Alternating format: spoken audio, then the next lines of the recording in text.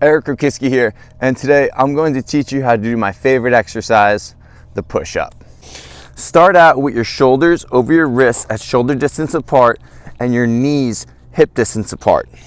From there, lift your knees off the ground, tuck your tailbone so that we're in a good solid position. Keep our abs engaged throughout the whole movement, and then we're going to pull our chest to the ground by squeezing our shoulder blades back and down.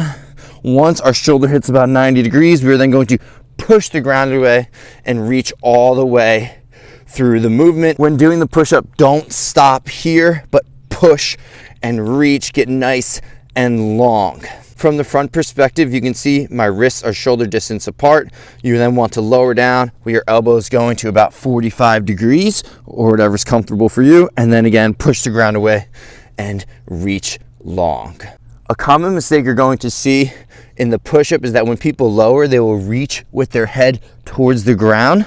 To prevent that from happening, pull the head back slightly and then have the movement occur in your back muscles. So squeeze those shoulder blades back and down and then push the ground away.